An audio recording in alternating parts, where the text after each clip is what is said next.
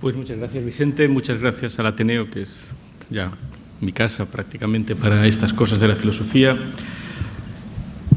Y gracias a todos por estar aquí.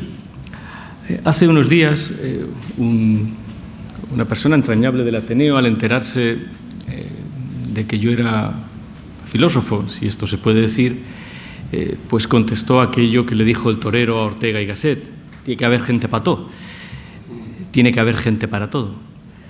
El caso es que no hay gente para todo. Aquí el torero se quedó corto o se pasó.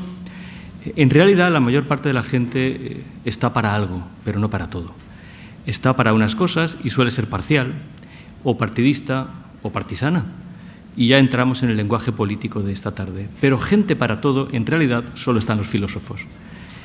Esta es la vieja dedicación de la filosofía desde el principio. El filósofo es alguien que efectivamente está para todo. Pero estar para todo significa tener una mirada desde fuera de las cosas. Y eso significa que al filósofo siempre se le podrá ver como alguien que no está suficientemente comprometido, que no tiene una adhesión clara a ninguna de las cosas, que para aquellos que no tienen la mirada del todo, pues les resultan seguramente más cercanas. Así que empezaré, como siempre debe empezar un filósofo, por pedirles disculpas. Desde la apología de Sócrates, el filósofo siempre tiene que empezar disculpándose. Es muy probable que diga algunas cosas que no les gusten. Es mucho más probable que les diga algunas cosas que les obliguen a revisar la parte del todo que cada uno de ustedes representa. Yo, si soy fiel a la filosofía, no representaré ninguna parte, representaré un todo. Y ese todo es lo suficientemente amplio como para que, si alguien conserva de una manera muy firme su parte del todo, se sienta algo conmovido. Al menos, desde luego, lo voy a intentar. En realidad, no voy a hablar solamente del peligro de la democracia directa. Este es el título, pero los títulos deben ser breves. Hablaré de dos peligros: el peligro de la democracia directa y el peligro de la democracia indirecta. Hablaré del referéndum o plebiscito y, por tanto, del cesarismo, de la democracia plebiscitaria, pero también hablaré del peligro de una democracia representativa que acabe siendo carismática. En última instancia, estos dos peligros son el mismo y tienen que ver con el escaso respeto por la libertad política que suele darse cuando una persona, en lugar de estar para todo, como el filósofo, está para algo. Vamos a empezar con 7 minutos de una proyección. Es una película muy conocida, una buena película basada en una buena novela. Yo voy a poner estos 7 minutos, ustedes lo oirán, está en el original, como acostumbramos a hacer aquí, con subtítulos en el original también. De manera que si alguien no lo entiende del todo, es en inglés. Yo con mucho gusto, cuando acabe, explicaré qué es lo que ha pasado. Pero es muy importante que veamos estos 7 minutos, que nos pondrán directamente en la situación que esta tarde querría analizar con ustedes. Vamos a ver si esto funciona.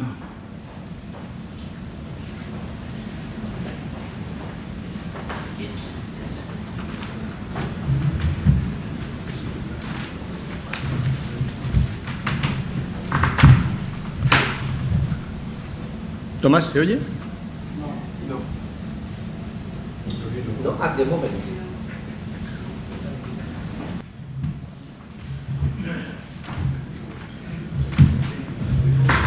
Bien.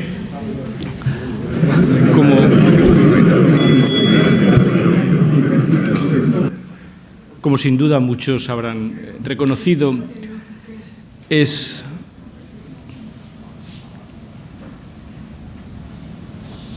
un pasaje, una secuencia, dos secuencias en realidad, de la película The Remains of the Day, Lo que queda del día, basada en una novela con el mismo título, que ilustra el problema de la democracia que vamos a tratar de ver aquí. En la primera parte, en la primera de las dos secuencias que hemos visto, es una conferencia que tiene lugar entre guerras, entre la Primera y la Segunda Guerra Mundial, en el contexto de, voy a decirlo con palabras actuales, del diálogo con la Alemania de Hitler. El protagonista, uno de los protagonistas de la película, es un lord inglés que, por lealtad a otro aristócrata alemán, está tratando de hacer todo lo posible porque Inglaterra y Alemania sellen un acuerdo de paz, Inglaterra y la Alemania de Hitler, y a tal fin organiza una conferencia en la que la aristocracia continental se reúne con el fin de sancionar el estado de cosas en Alemania, basándose en el principio de que lo que vale para los alemanes no tiene por qué interferir en la política europea. Ante esto se levanta el representante de los Estados Unidos, que les dice lo que han podido escuchar todos ustedes, que son unos aficionados y que, por tanto, ha llegado el momento de dejar la política en manos de profesionales, que es el peligro, el segundo peligro que esta tarde voy a tratar. Si una cosa es el peligro de la democracia directa, el otro es el peligro de la profesionalización en la política. La segunda secuencia es hiriente, como habrán visto todos ustedes. Un Anthony Hopkins que alcanza en esta película un grado de interpretación extraordinario. La Escuela del Ateneo es muy propensa a analizar el cine y a utilizarlo. Es interrogado por los aristócratas amigos de Lord Darlington para que responda a una serie de cuestiones sobre las cuales, en última instancia, cualquiera de nosotros puede ser requerido para votar, tanto a la hora de examinar un programa electoral como tal vez, por ejemplo, en un referéndum, si alguna de esas cuestiones alcanza, como dice la Constitución española, una especial trascendencia. Como se ha podido ver, el mayordomo, aunque un hombre de una cultura terciada, hay una escena preciosa en la película en la que Anthony Hopkins, en sus momentos libres, reconoce que lee algunos libros únicamente para, como él dice, improve our language, para mejorar su idioma, para tener una mayor noción de las cosas, pero no puede contestar, lo cual suscita la burla de los aristócratas que, en el fondo, están diciendo que la política debe quedar en manos no de profesionales, como el representante de los Estados Unidos había dicho, sino en manos de quienes siempre lo habían llevado. Digamos, en manos de lo que Max Weber, uno de los autores que esta tarde aparecerá aquí, llamaría la legitimación o la dominación, podríamos decir así, tradicional. Estos hombres son siempre los que han llevado las cosas y deben seguir haciéndolo porque son las personas que verdaderamente saben de lo que se trata. Bien, ¿cuál es el asunto aquí? Ya les he dicho que la filosofía consiste en servir o tener una mirada del todo. El problema es que nos enfrentamos siempre a la política, y esta va a ser una lección sencilla, si puedo conseguir que sea sencilla, de filosofía política.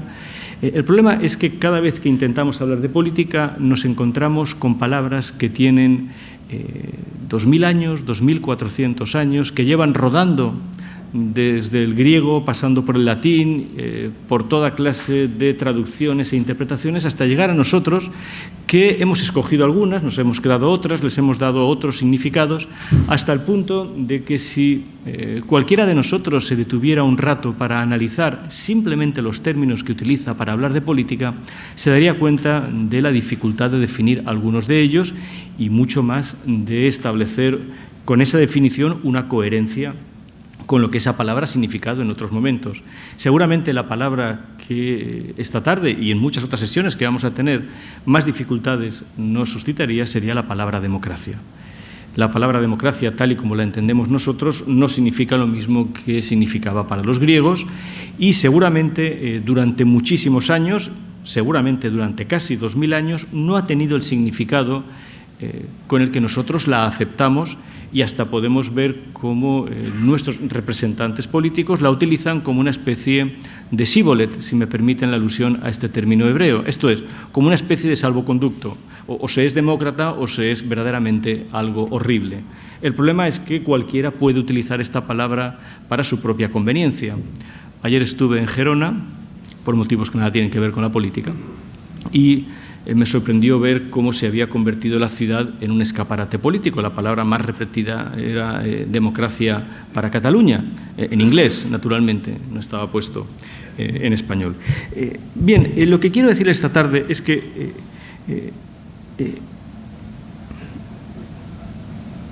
la democracia está bien que haya tenido este transcurso conceptual. Seguramente si alguien en esta sala manifestara sus dudas sólidas sobre la democracia, encontraría el rechazo de la mayor parte de nosotros o de la mayor parte de ustedes. ¿Por qué? Porque la democracia a menudo no se entiende como lo que realmente significa. El problema de la democracia es que se nos olvida que fundamentalmente es una forma de poder. Y al menos desde Platón, la filosofía y el poder tienen dificultades para entenderse. Que ese poder esté en manos del pueblo nos obligaría a una ulterior definición, esto es, a tratar de saber qué es lo que estamos diciendo cuando decimos pueblo. A quién incluimos en el pueblo, a quién comprende, cómo se expresa y qué quiere decir. A mi modo de ver, un buen ejercicio de filosofía política o simplemente un buen ejercicio de dilucidación de los términos que usamos para hablar de política consistiría en dejar de usarlos prácticamente todos y tener la valentía o la voluntad de encontrar un vocabulario actualizado para lo que nosotros entendemos por la necesidad de convivir unos con otros en un momento de la historia que es el que nos ha tocado. Cuando en 1776 los Estados Unidos declararon su independencia, el gesto con el que lo hicieron no era solamente un gesto de independencia real respecto a Gran Bretaña, realmente respecto al Parlamento de Gran Bretaña y después respecto a la corona, sino que sobre todo fue un intento de declaración de independencia semántica, como si los norteamericanos estuvieran decididos a tener el derecho de usar las palabras como ellos creían que debían ser usadas. Y algunas palabras las mantuvieron y otras dejaron de usarlas o les dieron significados distintos. A Abraham Lincoln le gustaba muchísimo decir que la palabra soberanía no formaba parte de la Constitución americana. La palabra soberanía, sin la cual prácticamente nosotros no entenderíamos muchas cosas. ¿Cuál es el peligro de la democracia directa a la que me refiero con referéndum o plebiscito? No hay realmente ninguna diferencia entre referéndum y plebiscito. Las diferencias son bizantinas, nimias, afectan a un momento personal de la convocatoria de una consulta. Pero, en esencia, el peligro de la democracia directa consiste en lo siguiente. Consiste en que el que la convoca, el que convoca un referéndum o un plebiscito, solamente lo puede hacer desde una posición de poder. Y hace dos cosas. Una, consigue que aquellos que han sido convocados olviden que esa convocatoria ya tiene un factor poderosísimo de coacción y de coerción, está siendo llamado a ejercer su derecho de votación, ya veremos la diferencia con lo que es un sufragio, directamente por el poder, con una anulación o restricción considerable de las posibilidades para poder decir una cosa u otra o muchas otras. Además de esto, el referéndum o plebiscito, en la fórmula latina plebiscito, alude directamente a plebs, a una parte de la población, a una parte del todo. Una convocatoria de referéndum o plebiscito necesariamente hace que tenga que ponerse sobre la mesa qué es el pueblo que está siendo llamado a consulta. Yo tengo muchísimas dificultades para definir la palabra pueblo. La única definición con la que desde hace algunos años me manejo es una definición que tiene un mal latín. La definición dice populus dicit a polis y es un mal latín de un jurista romano. Populus, pueblo, tiene que ver, dicit, con polis. Lo que querían decir estos juristas romanos es que tiene que haber una ordenación de la vida política en la cual la palabra pueblo tenga algún sentido. ¿Cuántos elementos de cohesión y de comunidad deban darse para que un grupo de personas que vive en un recinto determinado, es un recinto que puede ser físico, que puede ser tradicional o que puede ser histórico, cuántos elementos en común haya de haber es lo difícil de dilucidar? La democracia directa, el hecho de que se convoque a la votación popular, está reconocido en casi todas las constituciones y, naturalmente, en la Constitución española. en 2 artículos. He repartido un pequeño guión al principio, de manera que si alguien no la tiene, creo que quedan unas copias allí delante. En la entrada hay copias que no tienen más. Lo que dicen los 2 artículos, hay más, pero lo que dicen los 2 artículos importantes sobre la democracia directa de la Constitución española hablan de que los ciudadanos pueden participar directamente en los asuntos públicos y por medio de representantes. El problema de la participación directa tiene que ver naturalmente con el referéndum, y ahí es donde, después de este artículo 23 que he citado, aparece el artículo 92 para referirse a las decisiones políticas de especial trascendencia que podrán ser sometidas a referéndum consultivo de todos los ciudadanos. El asunto es si todos los ciudadanos quiere decir lo mismo que pueblo o que nación. Y si todos los ciudadanos quiere decir, por ejemplo, lo mismo que Estado, o si quiere decir lo mismo que país. Esto es importante. A quien les habla votó por primera vez en su vida para decir no a la OTAN. Era la primera vez que yo podía votar y la primera vez que voté fue en un referéndum. Me gustaría decir lo siguiente. Creo que hice lo correcto cuando voté en aquel momento no a la OTAN. Y debo decir también que me alegra extraordinariamente comprobar con el paso de los años que fue un voto equivocado. Las 2 cosas. Lo cual habla de que los procesos políticos siempre tienen que ver con una madurez de las consideraciones. ¿Por qué creo que en aquel momento voté lo correcto y, sin embargo, ahora me doy cuenta de que estaba equivocado? Porque si ustedes recuerdan, la mayoría de ustedes, hay algunas personas aquí que no habían nacido, pero la mayoría sí que había nacido y seguramente votó aquel día también. Aquel referéndum fue convocado por el Gobierno y fue convocado por el Gobierno en términos de una coacción considerable, en el sentido de que el entonces presidente del Gobierno, después de haber hecho campaña electoral 3 años antes, para la salida de la OTAN, formuló la pregunta casi en los términos de si el resultado es no, yo me marcharé.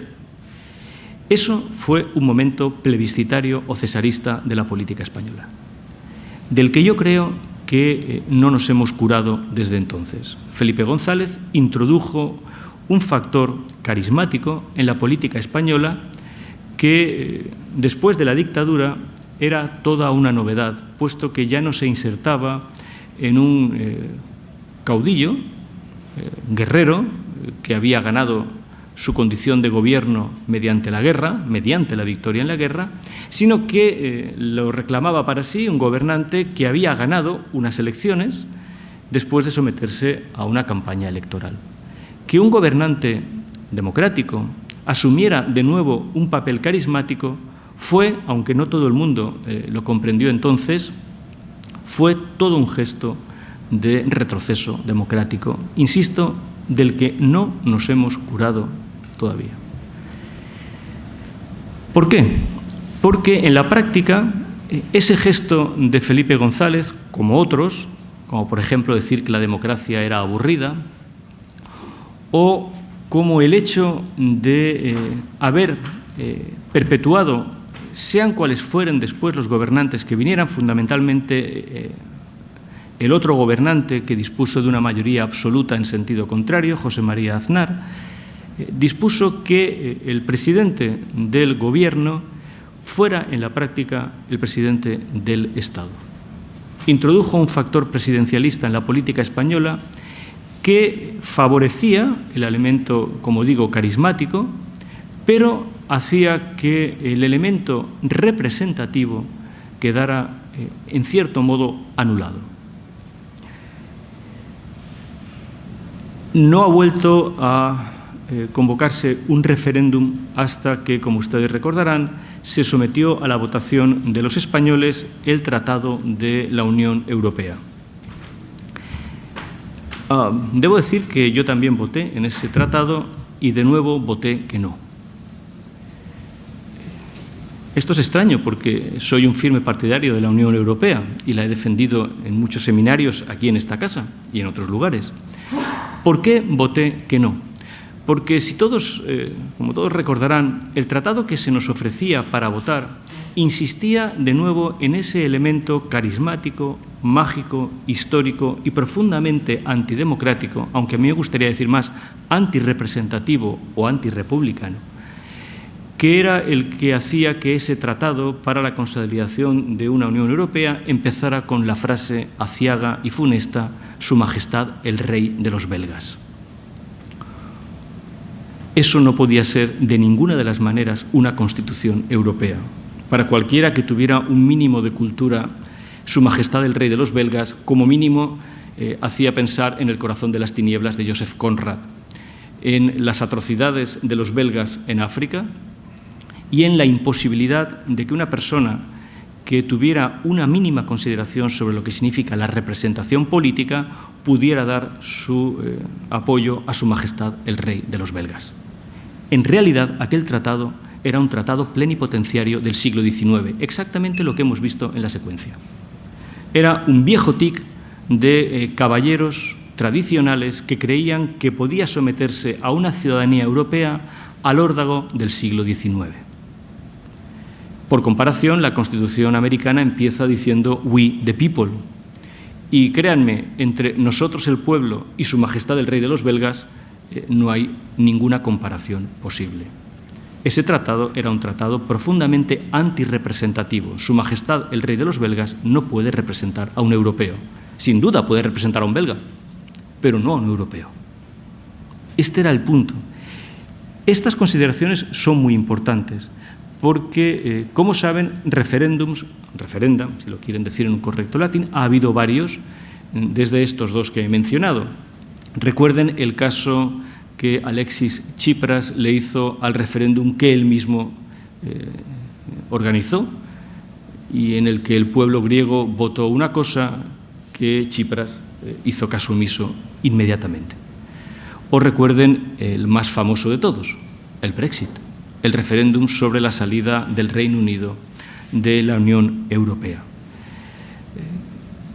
Todo ello ha suscitado y puesto sobre la mesa elementos de cesarismo político, de carisma político, que una ciudadanía bien informada, leída, cultivada, que se ha asomado de vez en cuando a la historia de la filosofía política, a algunos de los textos fundamentales, la República de Platón, la Política de Aristóteles, los tratados medievales sobre el tiranicidio, la aparición del republicanismo contemporáneo, la historia de Florencia, los informes de los secretarios venecianos, la historia misma de la Revolución Francesa, las revoluciones del siglo XIX, el Manifiesto Comunista de Marx o simplemente la Declaración Universal de los Derechos Humanos, sabe que son elementos que cuando se ponen sobre la mesa hacen lo mismo que el genio de la lámpara. Pueden fácilmente salir si aquello se frota con energía, pero es muy difícil volverlos a meter en la lámpara después. Esta es la situación en la que nos encontramos. Yo no soy en modo alguno un pesimista, pero creo que el momento cesarista y nacionalista, porque ambas cosas no pueden estar separadas, el momento plebiscitario en el que nos encontramos, hace difícil que podamos hablar de este peligro sin que la solución nos parezca, como decía al principio, también peligrosa. En la intervención del representante americano, la defensa es la de una política profesional. Debemos suponer que esta conferencia ficticia ha tenido lugar hacia los años 20, quizá ya más hacia los años 30, en el entorno entre las dos guerras. Ya habrá aparecido Hitler, probablemente los movimientos de las aristocracias europeas habían estado pendientes desde 1919. Pero es que el mejor documento que tenemos sobre la política profesional lo tienen ustedes en la pequeña bibliografía que les he puesto, únicamente para que lo que voy a decir tenga un contexto adecuado, es y sigue siendo un texto de 1919 de Max Weber que se llama La política como vocación o como profesión. La palabra alemana es Beruf, que significa ambas cosas. La profesión en el sentido de haber sido uno llamado para algo o reconocerse en ese trabajo no como un aficionado, sino realmente como alguien que sabe hacer, que sabe desempeñar ese trabajo. Y el asunto es que esa conferencia de Max Weber tuvo lugar en un momento muy importante de la historia europea y tuvo lugar en un momento muy importante de la historia europea y en un lugar muy importante de la historia europea reciente. Tuvo lugar en 1919 en Múnich, mientras se producía la revolución espartaquista, la revolución comunista, liderada por Rosa Luxemburgo, que fue asesinada días después en las calles por los Freikorps a golpes de culata, y en el mismo lugar en el que muy poco tiempo después Hitler fundaría el Partido Nacional Socialista, en una cervecería. ¿Qué es lo que Max Weber decía? Decía algo muy importante. La política, efectivamente, como decía el representante americano, no puede estar en manos de aficionados. Esos aficionados a los que se refiere el gobernante, el representante americano, son, en este caso, los aristócratas.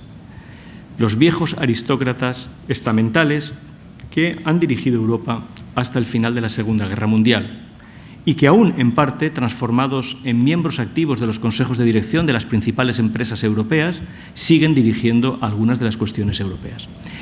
Pero la pregunta es si, en lugar de los aficionados aristócratas, puede la política quedar en manos de los aficionados ciudadanos, como Stevens, el mayordomo, que en ese momento no había ganado todavía su derecho a voto, porque el derecho al voto se va extendiendo muy poco a poco por Europa hasta conseguirse el sufragio universal, que, como saben ustedes, tampoco es universal, puesto que se requiere una mayoría de edad y hay algunas disposiciones sobre cuántas personas realmente tienen el derecho a voto. Ha habido una tertulia en el Sensus Communis no hace mucho sobre las personas discapacitadas y su derecho a voto. Los problemas del sufragio universal, en cualquier caso, nos plantean si la política puede dejarse en manos de los ciudadanos, si no puede dejarse en manos de los aristócratas. ¿Qué quiere decir esto? Que hay un punto de razón. Tiene que haber políticos profesionales.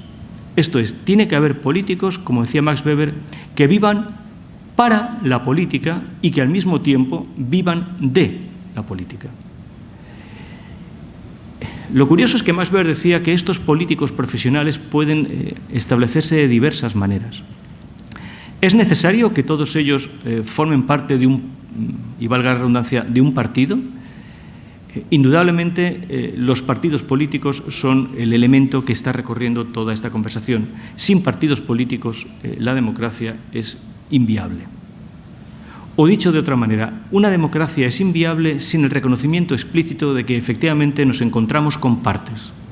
Por eso he empezado diciéndoles que el filósofo es el hombre para todo. Por tanto, un filósofo no puede ser hombre de partido, pero reconoce que tiene que haber partidos. O dicho de otra manera, una democracia en la que solamente hubiera un partido no podría ser llamada una democracia. Pero al mismo tiempo, ese tic autoritario, carismático, plebiscitario, propio del referéndum, está también en todos los políticos. Hemos vivido una campaña electoral y estamos viviendo ya otra campaña electoral. Lo vivimos en todos los políticos que se nos presentan diciendo somos el único partido que defiende esto o lo otro. Un partido político que se presenta así es un partido político al que yo no votaría jamás. Si ese partido político es el único partido político que representa algo, inmediatamente hay que buscar una alternativa, aunque esa alternativa sea la abstención. Un partido político que aspira a ser el único partido político es un partido político que puede causarnos muchos problemas. Esto es muy importante. Todo lo que esta tarde quiero decirles es una cuestión de vocabulario, de léxico y de formas de hablar. Cuantas más horas dediquemos a analizar nuestras formas de hablar de la política, más despejaremos nuestra condición de ciudadanos. Tiene que haber políticos profesionales y esos políticos profesionales hoy solamente pueden estar en los partidos políticos, a los cuales hay que reconocerles un trabajo extraordinario de profesionalización de la política que va en paralelo al de la otra posibilidad de dedicarse profesionalmente a la política, la creación de los funcionarios. Una democracia que cuente con un cuerpo de funcionarios que hayan tenido que pasar por un proceso de oposición durísimo, e insisto en lo de durísimo. Yo me dedico a ser profesor. Va a haber unas oposiciones a profesorado en 15 días. Si analizamos los estándares de exigencia de las oposiciones de este país en los últimos 40 años, lo único que podemos comprobar es que cada vez se les pide menos a los funcionarios. Este es un dato. Desde luego en educación, pero me atrevería a decir que en muchos otros ámbitos de la Administración. Las oposiciones a funcionario deberían ser extraordinariamente duras y selectivas, porque el funcionario es una creación política extraordinariamente eficaz, porque crea una figura política. El funcionario no es neutral, el funcionario trabaja para el Estado, tiene una visión política y eficaz de las cosas, pero al mismo tiempo no puede acreditarla ni desempeñarla si no es a través de un proceso durísimo de selección. Allí donde el funcionariado ha resistido, los procesos totalitarios han sido más difíciles. Donde el funcionariado no ha resistido, los procesos de partido único han sido mucho más fáciles de llevar a cabo. Así que tenemos que la salud de una democracia contemporánea, empieza a residir primero en no necesitar referéndums de ninguna clase, en reiterar que todos los procesos electivos son suficientes cuando se nos presentan muchas opciones. Ya pueden ustedes comprender que un referéndum de autodeterminación es una tentación cesarista de primer orden y un peligro de primer orden para este país. Para cualquier país. Lo ha sido para la Gran Bretaña, en el caso del Brexit. La permanente amenaza de un referéndum de secesión de la Padania en Italia es una amenaza para la salud democrática de lo que sea Italia, de lo que provisionalmente sea Italia, pero en última instancia cualquier tipo de referéndum es una amenaza para la Unión Europea. Sin lugar a dudas. No lo son, sin embargo, todos aquellos procesos selectivos, elecciones, al Parlamento Europeo, al ámbito municipal, al ámbito autonómico, al ámbito general, que obliguen a las personas a tener que hacer un profundo escrutinio de muchas opciones en liza. Ya pueden comprobar que lo que ocurre con el referéndum en comparación con cualquier otro tipo de proceso electoral es que el referéndum restringe extraordinariamente nuestro ámbito de libertad, nuestra capacidad de elección y de selección. Pero esto tiene que ver también, como he dicho hace un momento, con el tipo de comunidad que cada uno de nosotros querría ser en el fondo. A mi modo de ver, una democracia es más sana cuando decide abandonar cualquier tipo de identidad, cualquier tipo de apelación a la historia, cualquier tipo de exigencia de muchos elementos de comunidad fuertes, lengua, pasado, historia, y deja que esa comunidad fundamentalmente se articule como un cuerpo de electores, como un cuerpo de electores libres que tienen una coincidencia en un presente, que viven juntos en un momento determinado y que tienen que resolver problemas sobre los cuales no tienen una capacidad completa de decisión. No pueden elegir nada que tenga demasiado futuro. Fíjense ustedes que lo que acabo de decir, he intentado hacerlo con mucha sencillez, pero lo repetiré, es de cierto calado. Estoy diciendo que nos iría mucho mejor si decidiéramos ser electores libres, que hicieran caso omiso del pasado que cada uno de nosotros tuviera, aun cuando ese pasado fuera común o imaginariamente común para muchos, y decidieran también no implicarse demasiado en ningún futuro para que las próximas generaciones, que no estamos hablando de mucho tiempo, sino nuestros hijos o personas más jóvenes o nuestros nietos, puedan también tener algo que decidir. Este es el punto formidable, darnos cuenta de que cada uno de nosotros, en lugar de ser español, valenciano, europeo, lo que fuera, es simplemente un elector que coincide en el tiempo con algunas personas delimitadas por una contingencia fronteriza que puede cambiar muy rápidamente. De hecho, nosotros hemos asistido a una cesión de soberanía para la Unión Europea, pacífica y sin precedentes, sobre la cual hay amenazas serias en Hungría o en Gran Bretaña o en Italia o tal vez, aunque a mí me parece que en España no, tal vez también en España. Creo que algunos partidos en España a lo que más se parecen es a una caricatura, pero es bueno de vez en cuando que haya caricaturas porque si no las cosas a veces se ponen demasiado serias. No obstante, contemos con las caricaturas, no se vayan a convertir en retratos. Si esto fuera así, no haría ninguna falta jamás un referéndum. ¿Por qué? Porque las decisiones políticas de especial trascendencia tenderían a reducirse considerablemente.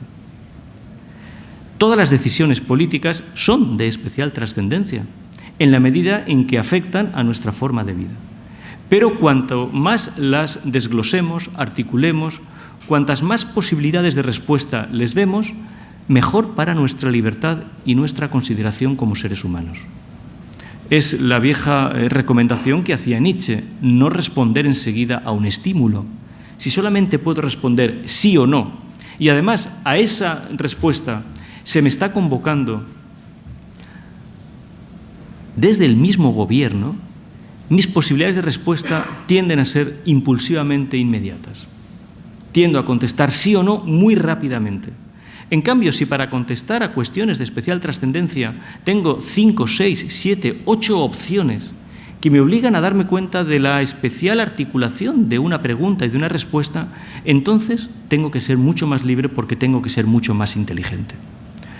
Recuerden lo que le gustaba decir muchísimo a Ortega y Gasset. La palabra inteligencia está íntimamente unida a la palabra elegancia. Una persona inteligente es una persona que simplemente elige.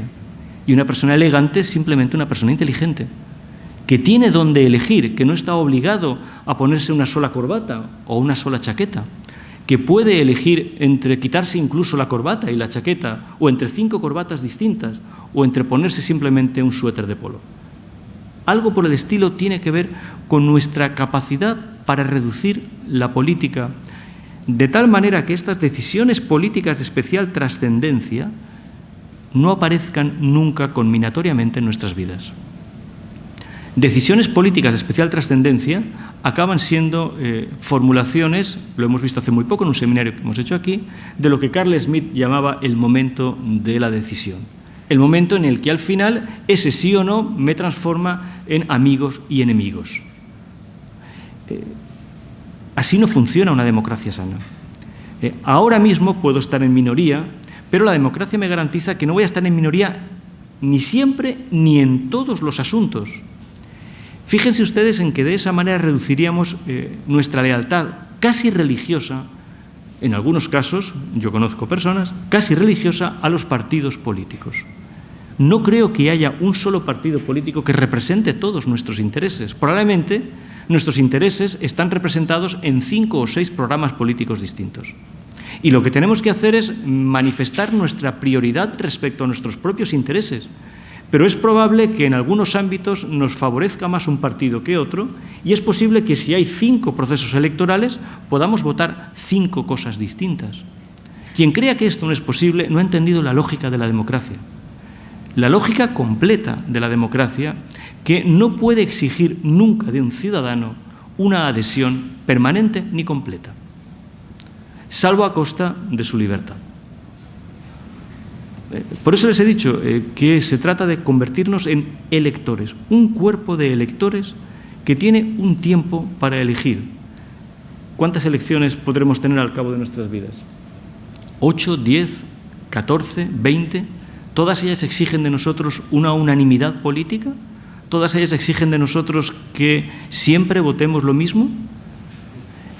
Cuando se convoca el Brexit, ¿se pide de nosotros que manifestemos fundamentalmente que somos británicos o enemigos de Gran Bretaña?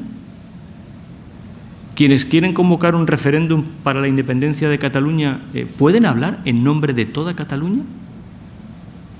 Quienes asistieron al referéndum de la OTAN podían decir que efectivamente estaban votando a la OTAN o a su miedo a que 3 años después de un cambio electoral en España de considerable importancia, su principal líder convertido en César dejara la presidencia del gobierno. Son cuestiones que afectan a nuestra libertad.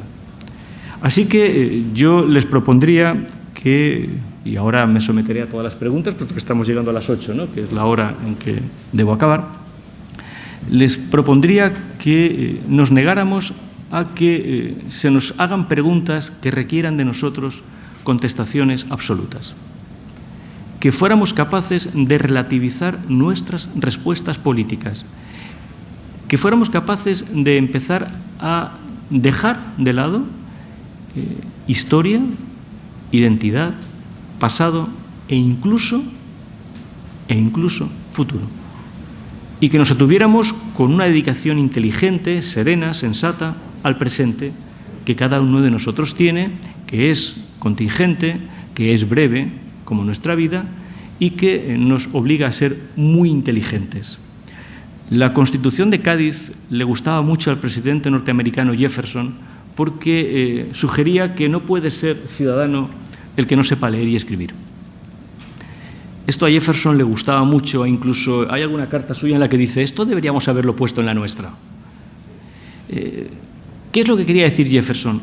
Que una democracia exige un electorado, exige personas con la capacidad de elegir. De esta manera evitaremos el peligro de la democracia directa y recordaremos que, como todo en la vida, en la política, ser indirectos es siempre ser mucho más eficaces. Muchísimas gracias.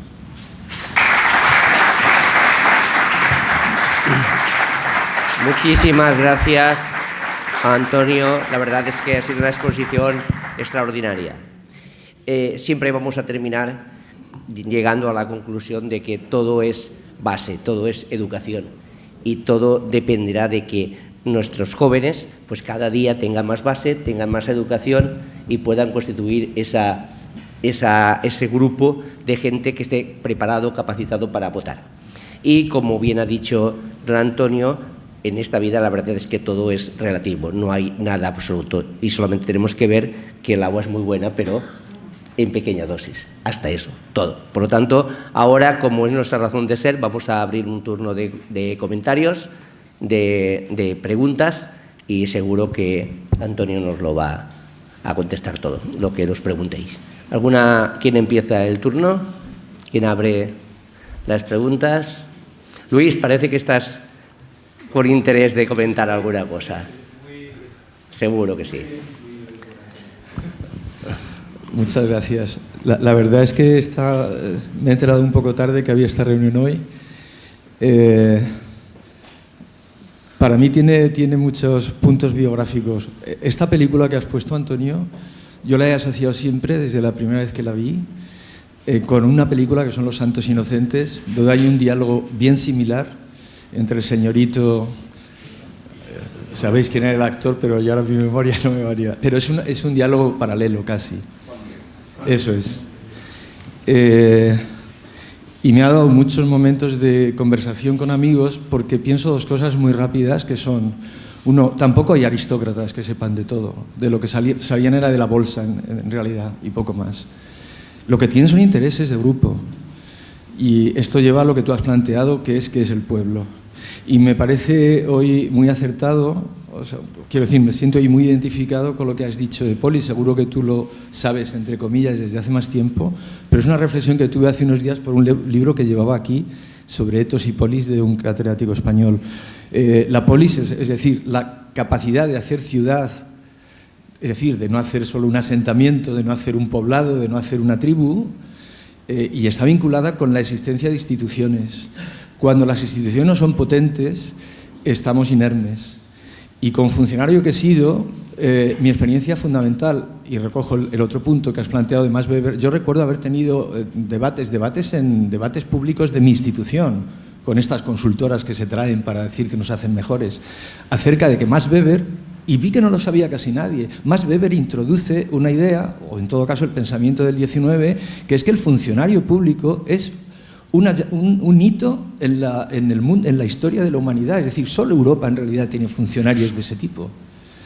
Y es un logro que, sin embargo, lleva el chiste sobre el funcionario, razonado muchas veces. El funcionario, a mi juicio, no son las oposiciones lo que ha bajado el nivel en España, lo que ha bajado es el nivel de control interno y el control, es decir, el no irse luego adocenando y sometiendo al poder. Y lo que falta son mecanismos correctores. Yo he llegado a hablar con algunos abogados de la necesidad de la figura del defensor del funcionario, estricto por ministerios, para que cuando tú quieras denunciar algo tengas una cierta protección y puedas decir, oiga, es que aquí creo que hay indicios de corrupción, porque tú no puedes decir aquí hay corrupción y porque puedes ir a la cárcel, porque no tienes pruebas ni mecanismos para tenerlas. Entonces yo por ahí veo que hay una inmensa cantidad de trabajo por hacer. Participé en un grupo con el juez de aquí cuando vine a Valencia por invitación de Carlos, con el juez de la Fundación Justicia. Hicimos unos grupos de trabajo, 40 y tantos grupos de trabajo, y uno de estos al que me incorporé fue precisamente para el control de presupuestos. No he oído a los partidos ninguna medida para que pueda haber control de presupuestos. Y la principal medida, a mi juicio, y lo he hablado con una enorme cantidad de colegas, es que el jefe de servicio, el que está en el punto justo entre la política y la técnica, no tiene capacidad de denuncia, con derecho a protección de testigos, por decirlo así. Solo Francia ha establecido algún mecanismo de este tipo y lo llama lanceur d'alerte, lanzador de alertas. No eres un denunciante. Y el Reino Unido ha establecido un programa de protección de ampliación de protección de testigos para que tú puedas, no anónimamente, pero sí protegidamente, decir, creo que aquí hay indicios de corrupción, por ejemplo. Y lo tercero y último,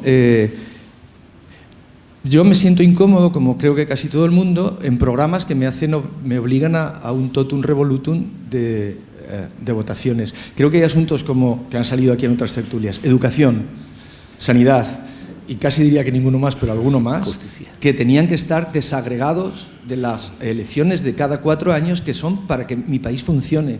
Y leyendo a Hannah Arendt en este año pasado, ella distingue entre labor, trabajo y acción. La labor, que es lo que nos lleva a poder comer, a la infraestructura del ser humano, pero también a la sociedad, no tendría que tener problemas. Y el más analfabeto sabe si va bien el transporte, aunque no es ingeniero de transporte. No tiene nada que ver. El ingeniero de transporte no suele montar en el metro. El que vota si va bien el metro no necesita ningún tipo de cultura. Otra cosa distinta es el trabajo, es decir, aquello que nos hace algo más que labrar el campo para comer, etc. Pero luego está la acción, lo que ella llama acción como lo que es propio del ser humano, algo superior, algo en lo que no tenemos además de por qué estar de acuerdo. Te gusta la clásica, te gusta otra cosa, te gusta una vocación. Yo creo que hace falta, como tú has planteado, mucha reflexión y te doy las gracias por haberlo hecho hoy. Una sola cosa. Los problemas respecto a los funcionarios que has planteado a mí me parecen subsidiarios, quiero decir. Si tú planteas un proceso selectivo muy rígido para el acceso al funcionariado, de acuerdo con la vieja convicción socrática de que el avance en el conocimiento es el avance en el bien, es poco probable que después haya corrupción. De hecho, los niveles de funcionariado reducen los niveles de corrupción. Piensa, por ejemplo, en lo que simplemente ocurrió en Estados Unidos cuando se introdujo el funcionariado, que es una introducción de finales del siglo XIX, porque antes se practicaba el sistema de los despojos, como sabes, el spoil system, que consistía en que cuando cambiaba la presidencia, cambiaban todos los empleados públicos, incluido el cartero.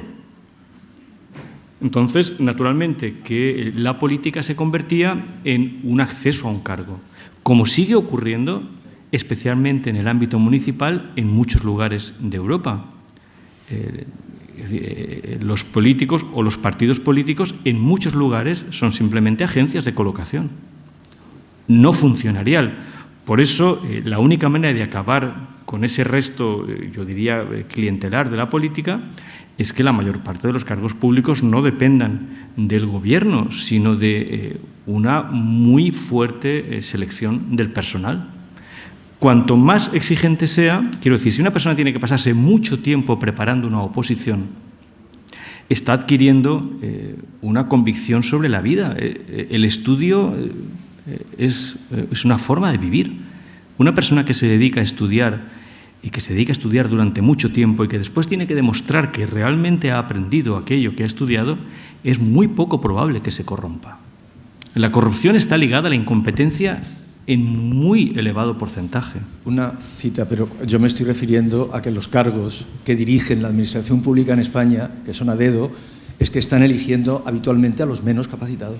Claro, claro. Es diciendo, ¿hasta qué punto la dirección política se sigue haciendo como el viejo sistema de los despojos, claro. Y hasta qué nivel de la administración un cambio de gobierno podría suponer un cambio, por cerrar, porque no quiero interrumpir el debate. En una carta de Jefferson es el hombre que ha creado la democracia en muchos aspectos. En una carta de Jefferson reconoce lo siguiente: es que, dice, en el fondo estamos de acuerdo en una democracia, no puede haber, como decía Jefferson, disagreements esenciales, porque si no estaríamos en una guerra civil. Es verdad que la hubo después. Esto quiere decir que, y llega a proponer lo siguiente: debería haber un proceso electoral fortísimo entre dos opciones. Una democracia solamente puede ser partidista, bipartidista. Tiene que haber dos grandes opciones que vayan subsumiendo muchísimas otras en la base, pero que finalmente lleguen a dos propuestas. Pero esas dos propuestas, Jefferson decía, podríamos someterlas a sorteo.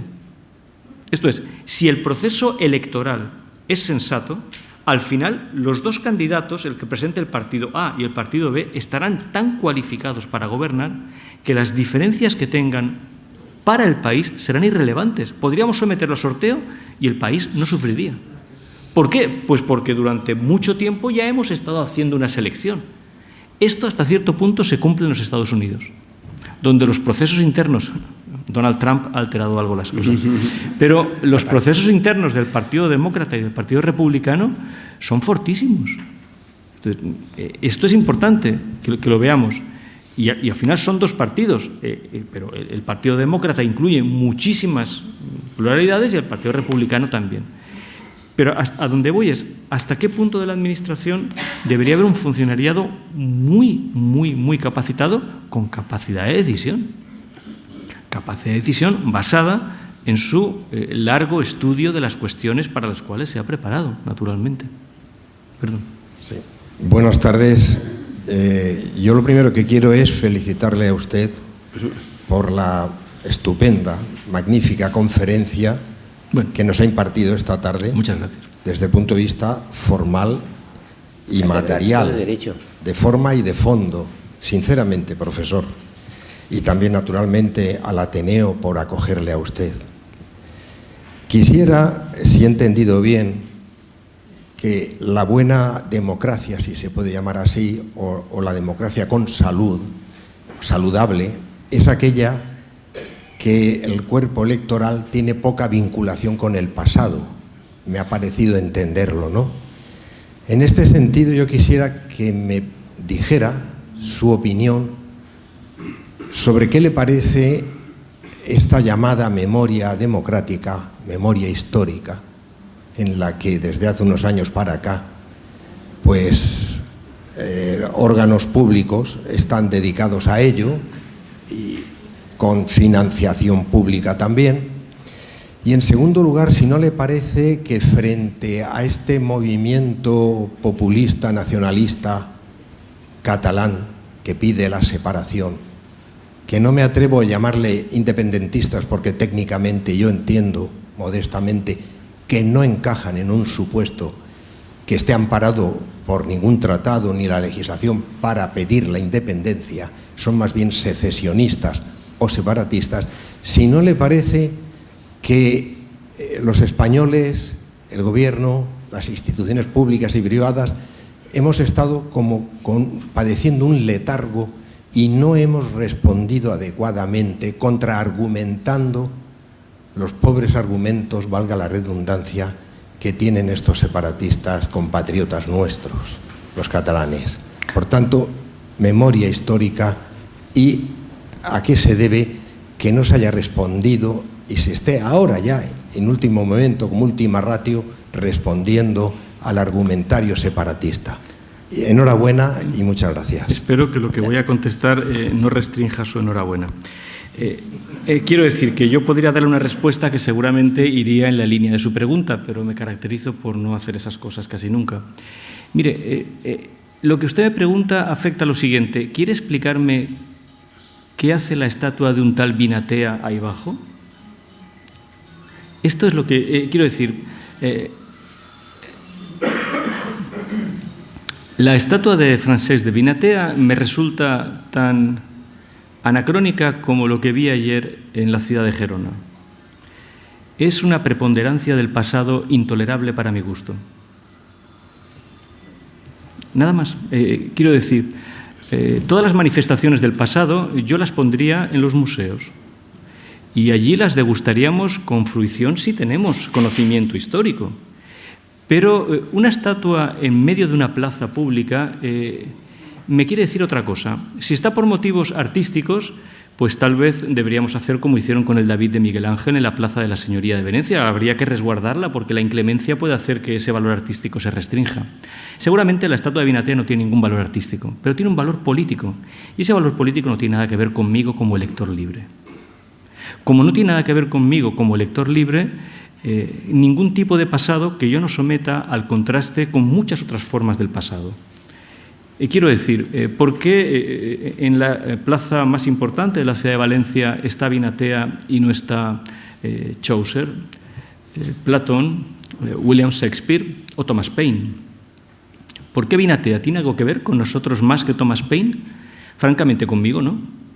No creo que haya una sola idea de Binatea con la que yo esté más de acuerdo de lo que estoy con Thomas Paine o con Arthur Schopenhauer, y no he pedido que se le ponga una estatua en la plaza. Lo que quiero decir, por eso le he pedido que a lo mejor lo que he dicho no responderá ya tanto a la enhorabuena, es que si lo que digo tiene sentido, es que el pasado lo dejemos, si tiene valor, en los museos. Y si no tiene valor, hay un mecanismo formidable que se llama olvido, que viene muy bien, que consiste en decir, bueno, es que esto ya ha pasado. Y sobre todo, si persiste, si sigue incordiándonos, que es lo que suele hacer el pasado, comparémoslo con muchos otros pasados. Quiero decirle lo siguiente, ya ve usted que yo voté que no a una Constitución Europea que empezaba recordándome Su Majestad el Rey de los Belgas. ¿Qué tiene que ver conmigo Su Majestad el Rey de los Belgas? ¿Es un tratado plenipotenciario esto? ¿Quieren una Constitución? La Constitución debería haber empezado diciendo: nosotros, los ciudadanos europeos, nosotros, los electores europeos, nosotros, las personas europeas. Yo propuse en un debate una fórmula nietzscheana maravillosa: nosotros, los buenos europeos. Yo habría votado que sí a esa Constitución, pero no a una que me diga Su Majestad el Rey de los Belgas, Francesc de Binatea o una estelada. Francamente, si tienen valor, a los museos, y lo estudiaremos con cariño. Sí supera la prueba del hecho de que tenemos que someterlo al canon de lo mejor. El canon de lo mejor significa, ¿qué autor es mejor que Shakespeare? Este es el punto, porque Vicente ha dicho, sí, todo se trata de educación, pero cuando educamos tenemos que saber que educamos.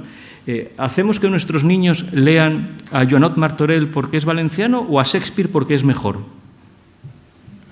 Ah, es que está en inglés. Es que Shakespeare es de los ingleses porque escribió en inglés. ¿Quiere decirme que Shakespeare es extranjero para mí? No. Shakespeare es extranjero para mí si yo soy ignorante de la lengua inglesa o de la capacidad de entenderlo. ¿Dante es más de los italianos que mío? ¿Dónde está escrito eso? Entonces, si yo tengo poco tiempo para vivir, ya lo he dicho, mi vida es contingente, denme ustedes las mejores opciones para elegir. Ya les he dicho, yo quiero ser un elector libre. Pero denme las mejores opciones. ¿Francesc de Binatea o Dante Alighieri? Francamente, no creo que la comparación la resista, ¿no? Por tanto, prefiero leer los tratados políticos de Dante Alighieri e incluso, si hemos de poner una estatua de Dante Alighieri. ¿Por qué? Porque si yo quiero entender la política, incluso la política de Valencia, Dante me ayuda más que Francesc de Binatea. No es que me ayude más, es que me ilumina muchísimo más, porque entendió la política como no la entendió ni Francesc de Binatea ni casi nadie en el siglo XIV. Esto es lo que tenemos que empezar a darnos cuenta, porque si no, nos restringimos otra vez. Así que no es que me molesten los separatistas, independentistas catalanes, es que me molesta todo aquel que me ponga el pasado como una losa encima de mi vida. Y por otra parte, lo que debo decirle de los independentistas catalanes es que me han decepcionado. Yo tengo la Declaración de Independencia de los Estados Unidos en mi estudio. La tengo enmarcada desde hace muchos años porque me he dedicado a estudiar muchísimo los procesos americanos. Quiero decir que si uno quiere declarar la independencia, la declara. Nada impidió a George Washington en la tarde del 4 de julio reunir a su gente allí y decirles: señores, voy a leerles un papel que me ha enviado mi amigo. Esto es lo que dijo públicamente, no se podía llevar con él. mi amigo Thomas Jefferson. Y mientras la leía, Thomas Jefferson, que no estaba muy lejos, estaba llorando porque Washington le había borrado un párrafo esencial. Pero así se escribe la democracia. Y dijo, señores, somos independientes de la Gran Bretaña. ¿Esto está en algún código internacional? No. ¿Hemos pedido permiso a alguien? No. ¿Le hemos dicho al rey de Gran Bretaña que nos queremos ir? Sí, y nos vamos. Es decir, que si uno quiere declarar independencia, la declara. No la declara y acto seguido no la declara. No me imagino a George Washington diciendo a los soldados americanos, somos independientes, pero no somos independientes. Los soldados americanos le habrían pasado el cuchillo o le habrían dado unos gorrazos. Lo que quiero decir es que, ojo, cómo nos relacionamos con el pasado. A mi modo de ver, con gusto, con conocimiento. ¿Y cómo nos relacionamos con el futuro? Sin demasiadas exigencias. Tengo hijos. Quiero que ellos también elijan. No les voy a dar todo mascado. Procedimientos indirectos. Todo lo más indirectamente que podamos. ¿Cómo educo a mis hijos? ¿Les enseño antes inglés o valenciano? ¿Griego clásico o español? Porque Platón tiene mucho más que decirnos que casi todos los que hayan escrito en español. ¿Cuál es la verdadera educación? Quiero decir que si nos ponemos en serio, imagínense ustedes que yo fuera consejero de educación. La lengua vehicular de la educación valenciana sería el griego clásico. Que ya no existen.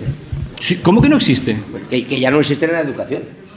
No, sí que existe. Hay clases de griego todavía, Vicente. Claro que existe. Bueno, pero me refiero que no están en el... Esto es, si quiere, una butada. Pero quiero decirle que creo profundamente en lo que acabo de decirle. Como no creo que sea el sentir de la mayoría, no lo llevo demasiado lejos. Es decir, que no voy con pancartas por la calle reivindicando el griego clásico como lengua vehicular. Pero 2 veces a la semana, voluntariamente, reúno a los estudiantes que quieren venir a mi aula y nos ponemos a leer la Ilíada o la Odisea en griego clásico. Y lo hacemos porque creemos que es mejor eso que cualquier otra cosa que ofrezcamos en el instituto, incluidas mis propias clases. Es mejor ese momento libre en el que nos sentamos a ver una palabra griega y a lo mejor nos pasamos una semana con una sola palabra griega. Pero creo que eso es más educativo que casi todo lo demás que hacemos en el instituto. Así que esto es lo que quería decirle. Ya sé que usted quería que yo le dijera que efectivamente, en fin, los separatistas catalanes son bastante pobres argumentalmente, pero el que tuvo la idea de Francesc de Beinatea también. Es más, creo que son la misma persona. C'est la même chose. Bueno, yo de filosofía no voy a dar clases, no entiendo. Me ha encantado su conferencia. Reconozco que estoy años luz del estudio filosófico de muchos temas, pero vamos a pisar un poco el terreno. Y vamos a pisar el terreno en una de las pequeñas partes que usted ha citado, y es el funcionariado, que ha dicho... que ha dicho, si existe un funcionariado fuerte, no habrá corrupción. Bueno, hasta que llegamos al funcionario, los políticos se han preocupado, y mucho, de anular cualquier efecto de ese funcionariado. Para llegar a él, antes ha citado a alguien, el jefe de servicio, pero por arriba tenemos un jefe de área digitalizado, por arriba tenemos un subsecretario, un secretario, un conseller y además todos los asesores que tienen y que antes de llegar al funcionario son los otros los que van a decidir todo. Eso por una parte, con lo cual filosofamos todo lo que quiera. La realidad es esa. Otra realidad. ¿Cómo se llega al funcionariado? Tengo entendido que en el Estado, en las oposiciones del Estado, yo hice posiciones del Estado hace tiempo, no existía hace años, hoy sospecho que bastante menos que en las comunidades, pero yo le voy a decir lo que pasa en las comunidades. En las comunidades se entra laboral o, de otra manera, digitalizado. Al cabo de los años se prepara una oposición para que se presente todo el mundo, algunas restringidas para esos señores nada más, que aprueban automáticamente, que son los amigos correspondientes del partido en su día. Pero vamos, si no, entran todos. No puede aprobar casi nadie ni sacando sobresaliente desde fuera. Y se lo digo a alguien que estaba en información, entre otras cosas, como jefe de servicio, de un departamento de sanidad, que me han venido y me han preguntado: oye, José Manuel, me presento a la oposición esta, ni se te ocurra, vas a dedicarle un tiempo inútil, porque si sacas sobresaliente, o sea, si sacas la máxima nota, no vas a poder ni entrar. Luego, yo he querido, te ha explicado la filosofía, pues yo la práctica, y la práctica es esa. En España darle la vuelta a eso se requiere de muchos filósofos, me va a perdonar, pero vamos, me ha encantado y yo he querido poner la otra parte de la visión, pero es la realidad, si quiere lo discutimos con usted o con nadie. Fíjese que he estado en el departamento de información. Sí, pero la realidad es plural, el ser se dice de muchas maneras. Claro que existe eso, si lo estoy diciendo. Lo que le estoy diciendo es que efectivamente de lo que se trata es de saber hasta qué punto queremos funcionariado y sobre todo cómo elevar el nivel de acceso a la función pública. Yo no creo que eso sea tan difícil. Quiero decir, lo que usted ha mencionado no es más que la reliquia del viejo sistema de los despojos que ha funcionado en la democracia moderna como sustituto del viejo botín de guerra. Es decir, el partido político que gana reclama su parte del botín, obviamente ya no es una matanza, y entonces reparte los cargos que tiene a su disposición. ¿Cuándo dejará de existir esto? Yo creo que dejará de existir simplemente porque la corrupción es carísima y porque la ineficacia es carísima y porque en última instancia nosotros queremos que las cosas sucedan de una manera eficaz, precisamente porque no estamos obsesionados ni con un pasado milenario ni con un futuro muy extenso. Queremos que las cosas funcionen ahora. Y por tanto no se me ocurriría que el cirujano que tiene que operarme del corazón a vida o muerte sea el amigo íntimo del político de turno, porque entonces me expondría a la muerte más que a la vida. A partir de ahí, lo que quiero es que efectivamente todo sea de una formación extraordinaria. Y eso es lo que creo que debemos hacer, exigir mucho a cada uno de nosotros. Pero mucho es mucho, eso significa no conformarnos. Pero permítame que le diga una cosa que siempre me ha molestado mucho. Los filósofos tienen los dos pies en el suelo y los ojos abiertos. Créame, no me caracterizo por vivir en las nubes. No me he caracterizado nunca. Los dos pies en el suelo y los ojos abiertos. Así es como se hace filosofía. Entonces, cuando alguien dice, esa es la realidad, yo siempre contesto como decía Husserl, hay más. ¿Hay más? ¿Hay más realidad? ¿No cree usted que ha cancelado la realidad? Hay más, hay más. Vamos a verla. Simplemente esto. Perdón.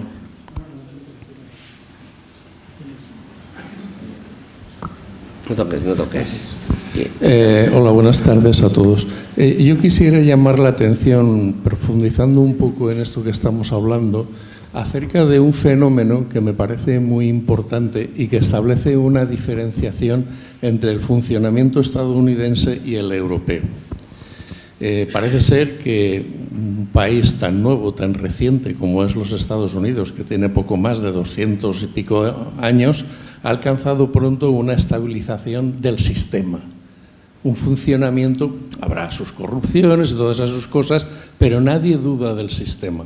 El sistema está establecido y por eso se puede dar un bipartidismo y la gente elegir entre las propuestas en un momento de uno y las propuestas en otro momento de otro, pero las propuestas concretas de asuntos concretos, técnicos sobre todo, puede fallar a lo mejor la decisión, porque el pueblo también se puede equivocar en algún momento determinado, pero es que esto no es así en Europa y es curioso porque Europa tiene muchos más años de historia y sobre todo de historia política y debería de haber aclarado eso antes. Y es exactamente que en Europa no puede existir ese bipartidismo porque siempre estamos en un momento fundacional. Y hablo de Europa, no solo de España, pero también España. Siempre se está en un momento fundacional. Por eso, claro, tiene que haber partidos que, dudando del sistema, quieren romper el que hay porque quieren instaurar otro. Hay otros partidos que lo que quieren es romper el territorio para establecer otro estado distinto. Yo no sé, me pregunto si esto es que es algo psiquiátrico, necesitamos más atención psiquiátrica que los estadounidenses. No. ¿Por qué los europeos con más años de experiencia, de práctica y de historia no hemos alcanzado una estabilidad en ese terreno? porque es muy sencillo, no es una cuestión de psiquiatría, créame. No, quiero decir que es muy sencillo. Los americanos fueron muy buenos estudiantes, muy buenos estudiantes. Usted solamente tiene que hacer una cosa, y además lo pasará muy bien, y es cogerse los 2 tomos de The Library of America sobre los debates de la Constitución americana. Son unas 4.000 páginas. Que, insisto, es que deberían ser de lectura obligatoria.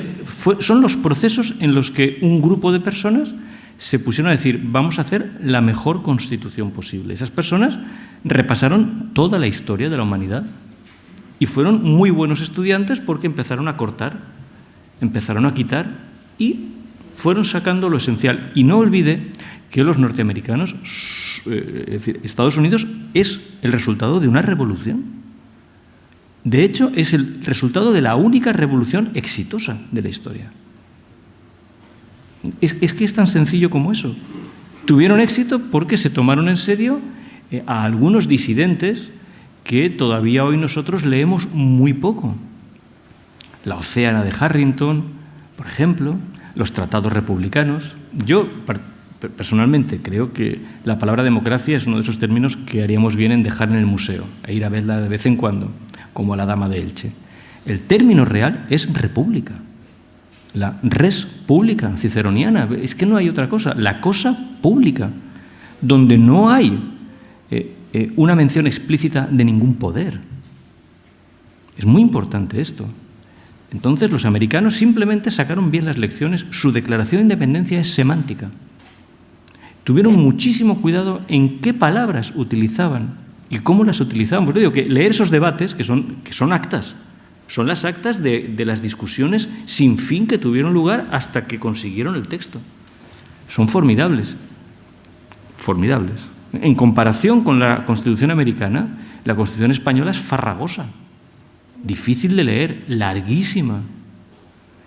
Y tiene cosas, son cuestiones de hábito político. A mí me gusta siempre mencionar lo he hecho en muchas ocasiones, pero aquí hay un público nuevo para mí. En la Constitución americana se establece antes cómo destituir al presidente que cómo nombrarlo. Y cuando alguien hizo ver el contrafáctico de decir, vamos a ver, pero si todavía no tenemos presidente, ¿cómo has dicho ya cómo destituirlo? Y alguien dijo, just in case, por si acaso nos sale mal, ya sabemos cómo quitárnoslo de encima. Es la respuesta de un hombre libre. Si he de tener un gobierno, antes quiero saber cómo destituirlo. Por si acaso le da por ser tiránico. Es formidable esto. Son gestos de buenos estudiantes. Los norteamericanos fueron muy buenos estudiantes. Eso es todo. Ay, Carlos. Hola, buenas tardes. Me uno a las felicitaciones de la conferencia y vamos al grano. Bien, yo deduzco de lo que tú has dicho que el riesgo o el peligro que tenemos en la democracia, el referéndum como acto de democracia directa, está en que los votantes han de estudiar el tema antes de emitir su voto, porque si no estudian el tema que ha de decidir el referéndum, su elección o su decisión va a estar equivocada. Ese es el riesgo, ese sería, deduzco yo, el riesgo de la democracia directa. Sin embargo, en el caso de la democracia representativa, nosotros elegimos a quienes nos van a representar para que ellos decidan por nosotros cuál es la mejor decisión posible. Y ahí la democracia representativa sí juega un papel en cuanto que nosotros delegamos en otro la capacidad de decidir. Sin embargo, en la democracia directa somos nosotros, y así se ve el resultado nefasto del Brexit o el posible resultado nefasto del referéndum catalán, cuando personas sin conocimientos suficientes tienen que tomar la decisión a blanco y negro, así o no. Y yo creo que ahí es donde está el peligro de la democracia directa. Dos cosas.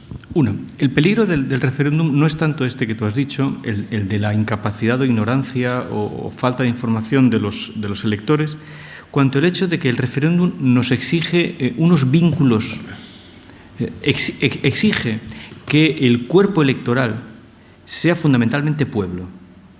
Ahí es donde yo veo el principal problema, porque es una apelación existencial que yo creo que no debemos hacerla. Es un recurso, tenemos muchos recursos, cualquier padre sabe que tiene el recurso, por ejemplo, de la violencia, que no debe usar.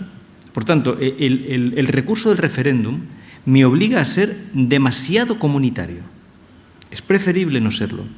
Pero segundo, el asunto de la representación es sobre todo que nuestros representantes no son delegados, porque entonces tendrían las manos atadas.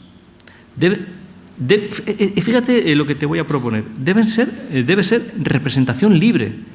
Esto es, el representante no tiene por qué sentirse vinculado a su electorado. El electorado lo ha elegido, pero el representante no cancela su capacidad de inteligencia. Por eso, la representación libre tiene que dar cuentas después. Si fuera una delegación, no tendría que dar cuentas, porque habría hecho exactamente lo que se le ha pedido y ninguna otra cosa. No, la representación libre permite que el representante incluso vaya en contra del mandato, entre comillas, porque no es ningún mandato. Cada vez que oigo, especialmente a los representantes catalanes, que en esto son un poco más insistentes, diciendo, tenemos que obedecer el mandato del pueblo. No hay mandato del pueblo, eres un representante libre. Por tanto, tendrás que argumentar. Esa es la representación indirecta. Tendrás que argumentar y después dar cuenta. Eso es lo que los americanos lo hicieron. Hay ejemplos maravillosos. Por ponerte un ejemplo que a mí me gusta mucho, el presidente Quincy Adams, cuando dejó de ser presidente, volvió al Congreso de Representantes y alguien le dijo, pero vamos a ver, si tú has sido presidente deberías estar en una especie de museo, ¿no?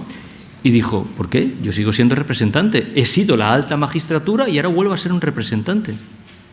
Y se caracterizó por no hacer caso nunca a sus electores, pero después tenía que volver a Massachusetts a explicarles por qué había votado cosas en contra de lo que le habían dicho que votara. Eso es la democracia que yo creo que debemos favorecer. ¿Cuál es el problema? Que el elemento cesarista que Felipe González introduce en la democracia española ha cancelado durante los últimos 40 años que el legislativo español sea libre. Mientras no haya un legislativo libre, no podemos prácticamente ni empezar a hablar de estas cosas. Alguien sugiere, no puede haber un legislativo libre mientras el jefe del Estado sea hereditario, puesto que tapona que haya una elección directa del Poder Ejecutivo. Pero eso tiene otra lectura, que en España la elección del Poder Ejecutivo no sea directa, otra vez, que no sea directa, afortunadamente, ni en los Estados Unidos, porque está el colegio electoral por medio. Del colegio electoral hablan mal todos, luego tiene que ser una cosa buenísima. En España, que el presidente del gobierno no sea elegido directamente, está diciéndonos a las claras que el Ejecutivo no puede ser nunca más fuerte que el Legislativo. Entonces, que donde verdaderamente el proceso republicano se manifiesta es en el Legislativo. Si el Legislativo es simplemente un cuerpo de obedientes al partido, se ha acabado.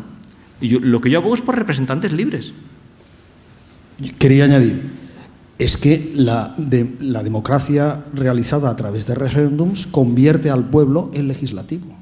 No llegaríamos a la conclusión de que al decir sí o no a una propuesta hecha por el Ejecutivo nos convierte, ha convertido al pueblo en una especie de legislador, que es lo que ha ocurrido con el Brexit. Al final, los que han decidido que se salen de la Unión Europea es el pueblo a través del referéndum votando salida. Pero es una ilusión. Bueno, es una ilusión, pero que se está intentando gestionar por parte del Parlamento inglés. Es una ilusión porque sabes que el Brexit es, por el Brexit, el Brexit es fruto de una serie concatenada de errores mayúsculos. Quiero decir, un incompetente como David Cameron no volverá a verlo en la política británica durante mucho tiempo. ¿Por qué? Porque ha marcado la incompetencia con tanta claridad que en el fondo Theresa May, que es una personalidad gris del Partido Conservador, está brillando como estadista, al menos en su enfrentamiento con el Parlamento. Y merece la pena ver el enfrentamiento de May con los comunes, porque el error de Cameron es de bulto. Es una ilusión que sea el pueblo el que esté diciendo algo, porque está respondiendo a una iniciativa que viene desde el poder. Y por tanto es el poder el que tiene la sartén por el mango. Sí, pero Theresa May ha recogido el mandato del pueblo que dijo salir. Por lo tanto, el pueblo se ha convertido en legislativo. No, es que sobre eso que ya no... luego lo lleva a cabo, lo materializa el Parlamento a través de Theresa May. Pero fíjate que ahí te encuentras con que ¿cómo mides el pueblo? ¿Cuánto es pueblo? ¿Qué ocurre con la minoría que ha votado no y que está sometida ahora a una cuestión existencial brutal en sus vidas? Es decir, que hay muchos que ya han planteado iniciativas muy serias de que el Brexit atenta contra un derecho fundamental de la democracia, que es el respeto a las minorías. Tú no puedes someter a una minoría a un cambio existencial tan fuerte como supone el Brexit.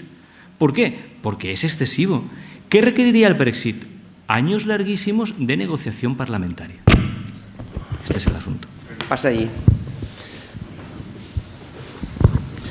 Bueno, Antonio, me uno a las gracias que te dan todos y comparto contigo el tema de la profesionalidad y de la exigencia. Los políticos pienso que deben ser profesionales y exigentes.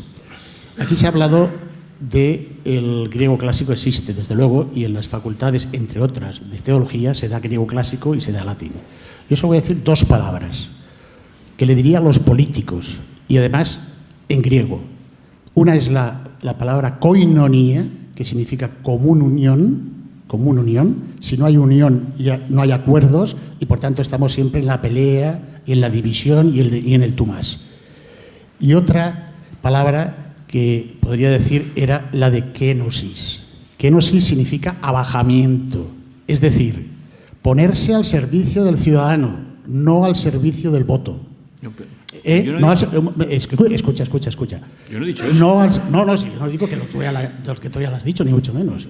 Pero es muy importante para un político la kenosis, es decir, el abajamiento, ponerse al servicio del ciudadano, no del voto y de otros intereses que tienen los políticos. Y una de las cosas que también quería decir es la afición que existe en las democracias precisamente en reglamentar, en las reglamentaciones de tipo autoritario que existen en las democracias. Pongo dos ejemplos. Uno, el fichar. Ya a partir de hoy sale el tema del fichar en todas las empresas, vamos a ver qué pasa con los autónomos, y ha creado un mar, impresionante, porque ni han contado con empresarios, ni trabajadores, ni nada. El fichar. Y otro, el tema de la gasolina. El tema de la gasolina es curioso, porque parece que seamos carteras con ruedas. Nos están esperando para que llegue la Pascua, la Navidad y salgan 4 o 5 millones de coches para enseguida subir la gasolina. Es una medida totalmente autoritaria, claro, ahí se recogen muchos impuestos, evidentemente. Esa afición que existe en las democracias de reglamentar de forma autoritaria determinados aspectos, creo que no debería existir en un Estado democrático. Muchas gracias. No es autoritario algo que nace de una decisión votada. Eso es confundir las palabras, Eduardo. Y segundo, no le podemos pedir a ningún político la kenosis, que realmente lo que significa es vaciamiento y que es un término teológico pero inaplicable a la política. Al contrario, lo que te estoy diciendo es que el representante debe ser libre. No debe estar al servicio del pueblo, eso no es verdad. Debe estar al servicio de las ideas, que es muy distinto. Por eso tiene que dar cuenta. Lo que tú acabas de proponer es un populismo que es al que nos encontramos. Esto es el político que se pone al nivel del pueblo. No. El político profesional debe ponerse al nivel de lo que exige su tarea, que es otra cosa bien distinta. Koinonía, por otra parte, no es comunio. ¿Perdón? No significa eso, porque koinonía incluye la palabra nous, que como tú sabes significa inteligencia. La koinonía es un término difícil de traducir por comunio y por tanto no se puede traducir ligeramente por comunio. Yo he dado griego clásico y entonces nos ponemos de acuerdo, porque es fundamental ponernos de acuerdo en los conceptos. Es que no significa eso. No estáis de acuerdo. Bueno, Paco. En primer lugar, muchas gracias a don Antonio porque nos ha dado una conferencia que nos obliga a pensar. En definitiva, la misión del filósofo es enseñar a pensar.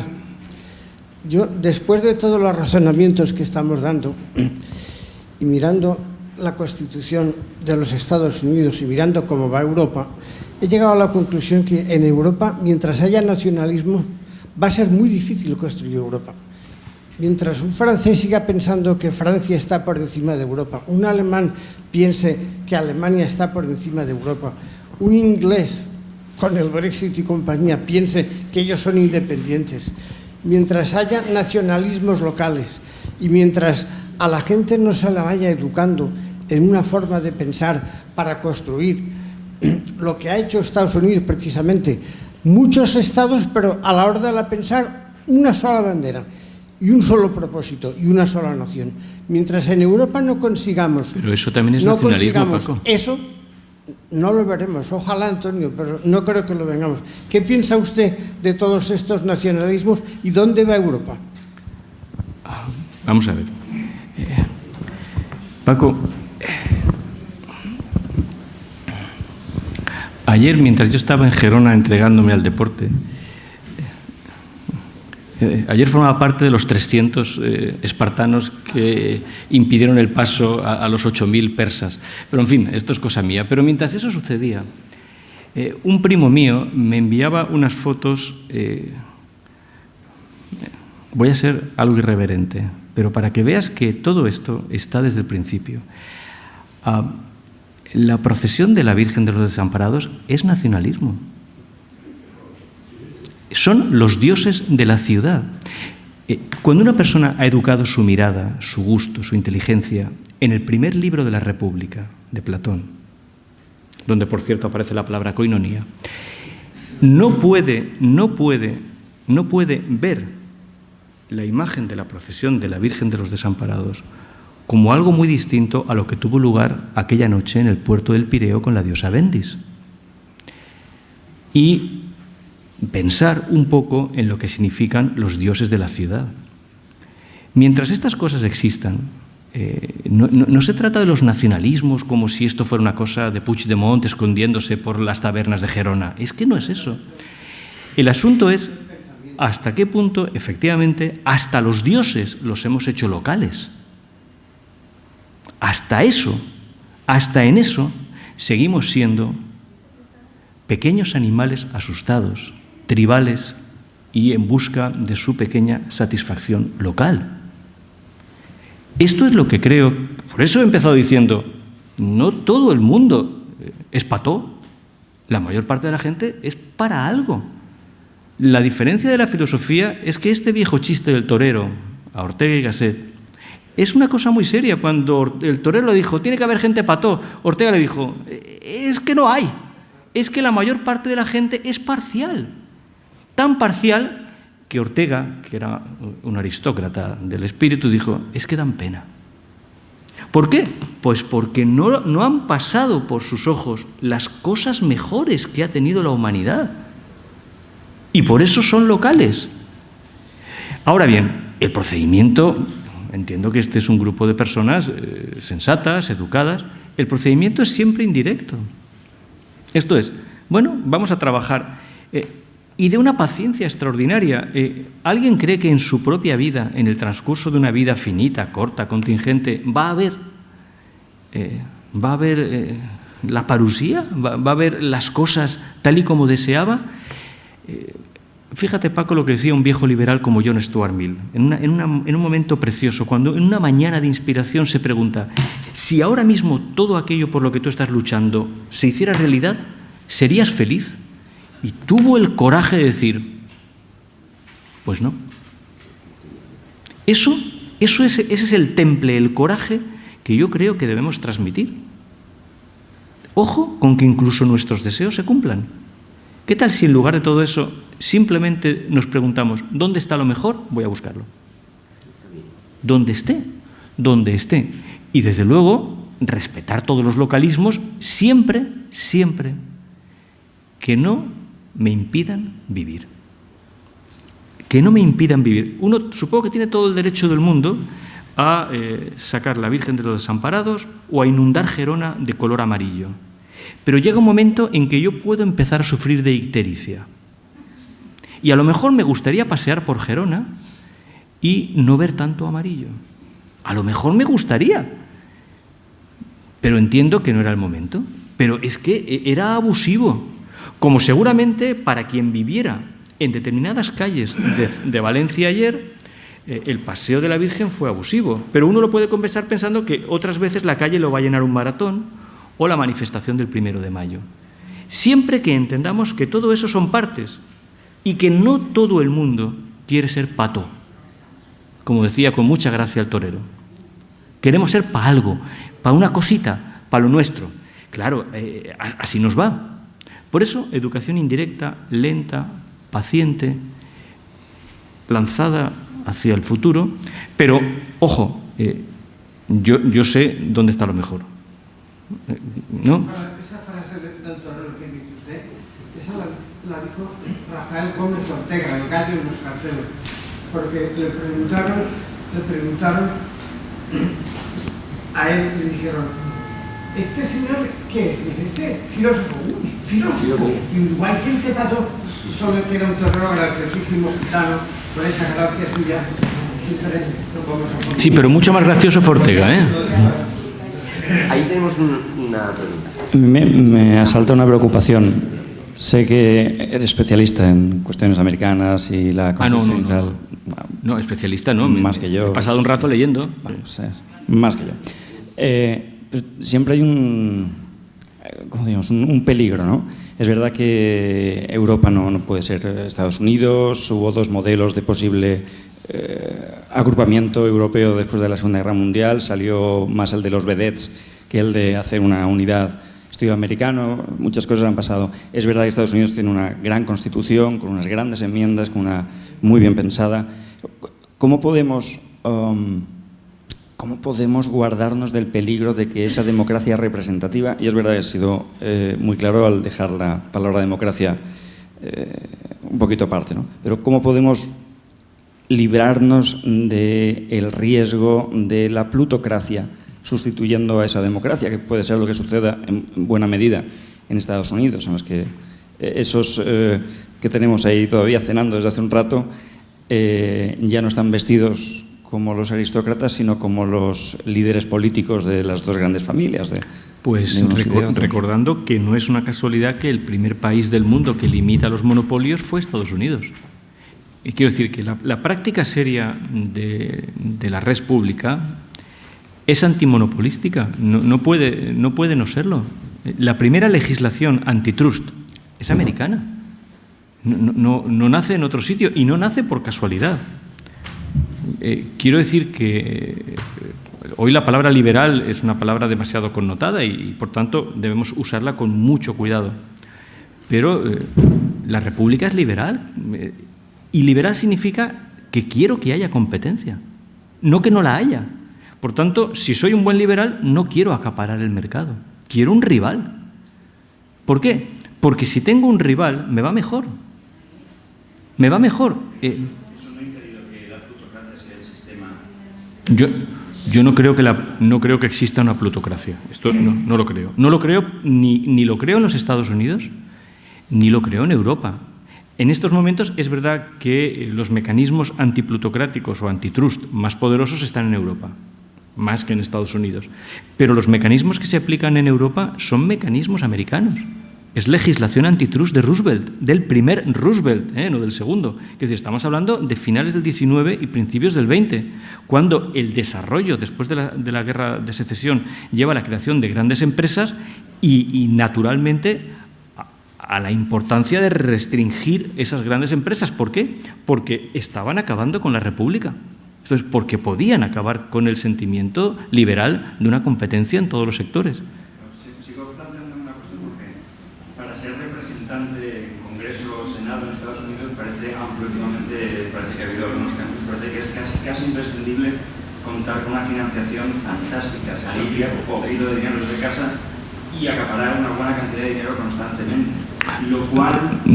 el crowdfunding no lo han inventado ahora, ¿eh? No, pero mi temor siempre es que al final aquel representante de esta democracia indirecta, no sé hasta qué punto, no que me haga caso a mí, como he dicho también muy claramente, no me haga caso a mí, tiene que hacer caso a sus ideales, sino que sus ideales sean un poquito la fachada para la captación de fondos. Pero luego piensa que ha habido personalidades muy influyentes desde el punto de vista republicano en los Estados Unidos que no partieron de una fortuna. Lincoln parte de una pobreza abrumadora. Bueno, bien, quiere decir que la legislación lincolniana se mantiene vigente en muchos aspectos. ¿De acuerdo? Woodrow Wilson, por ponerte otro ejemplo, no tenía una fortuna, sino un prestigio como lo que hoy llamaríamos politólogo. Era profesor de ciencias políticas en Princeton, por cierto, con un gran libro sobre el gobierno representativo que todavía hoy merece la pena leer y que él mismo desmintió en su práctica como presidente. Como presidente hizo lo contrario de lo que él mismo había escrito como politólogo, pero esto es habitual. Ese libro, El gobierno del Congreso, The Congressional Government, debería ser un libro traducido al español y leído con mucho detenimiento, porque es la base del poder legislativo. Es un libro formidable contra el Ejecutivo. Por favor, Evaristo, perdón. Vamos a ver. Cuando dices de la independencia de Estados Unidos, que fue valiente, primero porque Estados Unidos tenía menos historia y que Inglaterra Londres estaba mucho más lejos. En segundo lugar, cuando dices que tú votaste que no a la OTAN porque había sido un gesto cesarista del Felipe, yo también voté que no. Pero tú dices que crees que te equivocaste. Yo aún no lo sé si me equivoqué o no. En la entrada de la Unión Europea yo voté que sí. Y seguiría votando que sí. Lo que le estoy pidiendo no sé a quién, que me dé mucha paciencia, porque esto no llega. Y hay otra cosa, que cuando hablas de los plebiscitos, que son muy peligrosos, es posible, pero los únicos países que se han separado ha sido por el propio Parlamento en Europa, que ha sido el Parlamento checoslovaco, que por una decisión del Parlamento se dividió Chequia de Eslovaquia y no pasó absolutamente nada. Y hay una cosa que sí que me gustaría, que cuando has dicho que estuviste en Gerona y veías carteles allí que pedían democracia para Cataluña, pero en inglés, bueno, pues no te enfades, has hecho tú lo mismo. Tú nos has puesto una película que nos has puesto en inglés. Yo no me he enfadado por el inglés, me he enfadado por el amarillo. No, pero es que te lo tengo escrito, pero estaban en inglés, como tú has hecho hoy en la película de hoy. Pero sobre todo, te prometo que somos muchos los que nos alegramos de tu viaje y que el Levante siga en primera. Sobre todo eso. Bueno, pues muchísimas gracias, Antonio. La verdad es que ha sido un placer. Todos hemos aprendido mucho y agradecerte el que hayas querido estar aquí con nosotros y que nos hayas querido iluminar y que hayas respondido después a todas las preguntas tan inteligentes que te han hecho tanto público de nuestras tertulias. Muchísimas gracias a todos ustedes y les emplazamos hasta la siguiente. Muchas gracias. Muchas gracias.